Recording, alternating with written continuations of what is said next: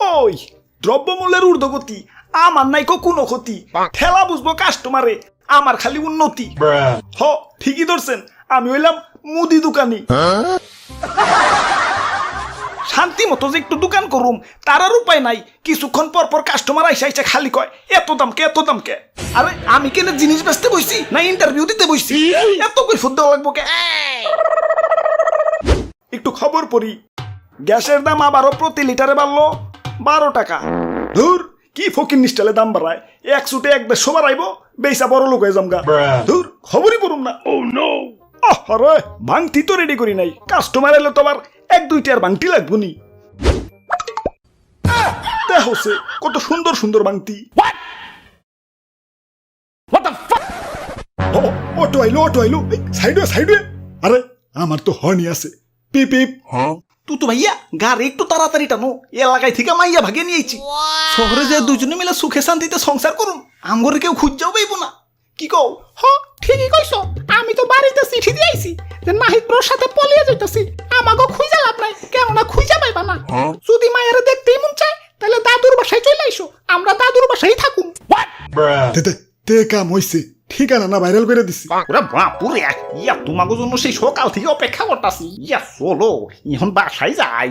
না দাদু ঠিকানা তো লিক হয়ে গেছে, তোমার বাসায় উঠন যাইবো না, আমাকে ভাড়া বাসায় থাকুন লাগবো। ইয়া ভাড়া বাসায় থাকলে তো আবার 5,000 টাকা বাসা ভাড়া দেওয়া লাগবো। টাকা নিয়ে টেনশন করো না, গতকালই বেতন পাইছি, পকেট ভর্তি খালি টাকাই, পুরা কোচকোচা 8,000।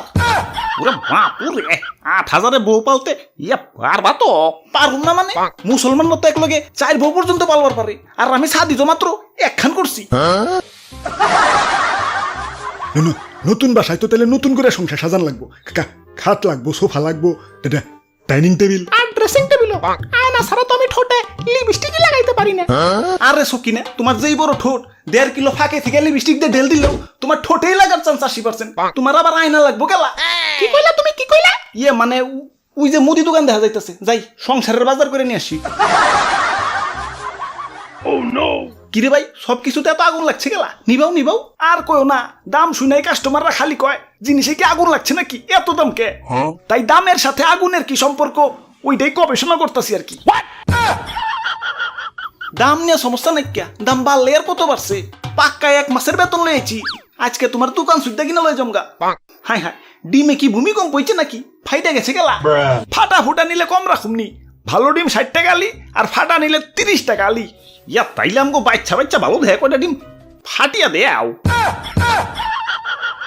আরে ভাই বাবা ভাড়া না দিয়ে চলে আইছেন, দেন চালু করে ভাড়াটা দেন। আরে খারাও, এক লগে দিতাছি, তুমি একটা চাইলের বস্তার একটা গ্যাসের বস্তা নিয়ে অটোতে উঠাও, আমগো আবার নতুন বাসায় যাওয়া লাগবো। ওই দাঁড়াও, তোমার একটু ওজনে কম দিতাছি, নিতে সুবিধা হইব।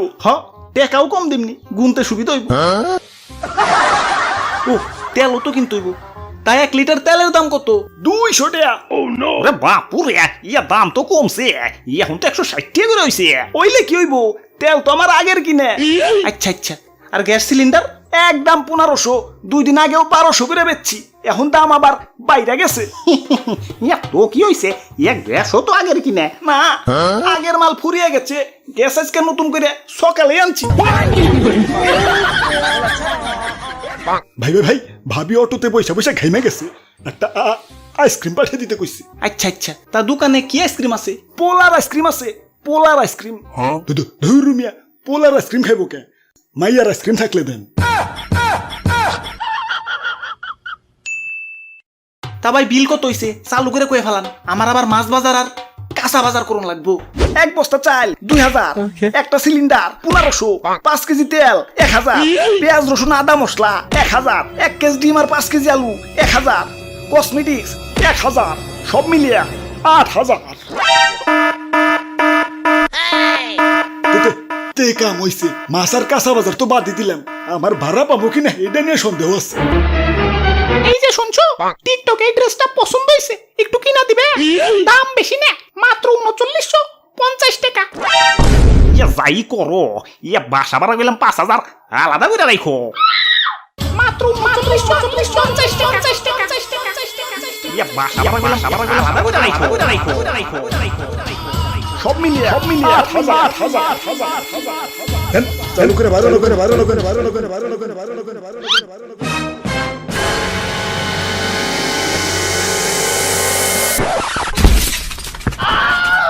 আসসালামু আলাইকুম হুজুর আব্বা।